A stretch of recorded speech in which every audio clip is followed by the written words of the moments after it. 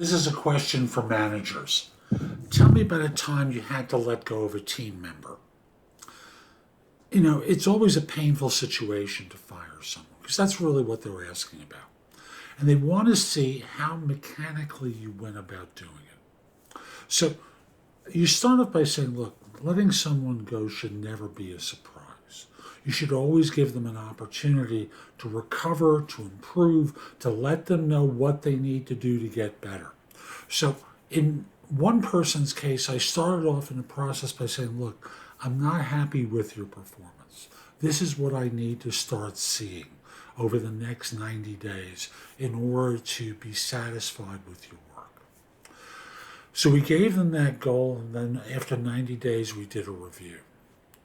I still wasn't satisfied. They hadn't hit the benchmarks we had set jointly.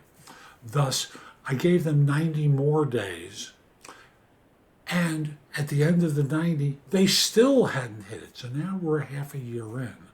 And then I put them on a 30-day performance improvement plan, by which point, unless I had seen radical change, radical improvement at the end of that period, we were going to let them go. Thus, at the end of that period of time, a total of 7 months, we've given them an adequate amount of time to improve. Now, your circumstances may be after 90 days and then the performance improvement plan.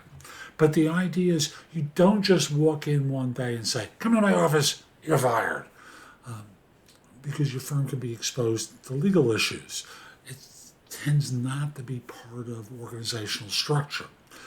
And at the time you talk about the termination, when you brought them into your office to talk, you can say things like, and they knew what was coming because we gave them every chance and I personally tried to help them and they just couldn't get the results they had agreed to.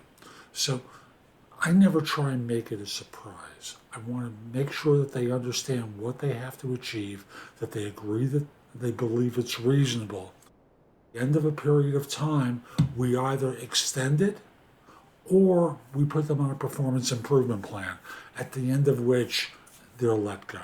And thus, on the day that the PIP, performance improvement plan, hasn't been met, and I bring them into my office, it's not a surprise to them. It's painful. They're not happy. I'm not happy.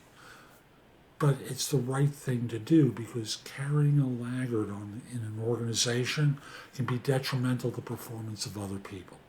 Maintaining standards is important, and giving people a chance is also important. I try to do both, and this is how I've done it in the past. So I hope you find this helpful. I'm Jeff Altman. That's how I would have you answer that interview question. There's more at my website, thebiggamehunter.us. Go to the site and go exploring. There's just a lot there to help you. And if you're interested in one-on-one coaching, you can schedule time for a free discovery call or schedule time for coaching. I'd love to help you. And I'll also mention, if this isn't the right time to do it, just put my web address in your phone. Again, thebiggamehunter.us, and my name, Jeff Altman. This way you can get in touch with me at a later date. At the site, you can also find out about my books and guides and my courses that can help you with your search. Again, I've got a lot of stuff available, and also connect with me on LinkedIn at linkedin.com/IN/The Big Game Hunter. Have a terrific day and be great.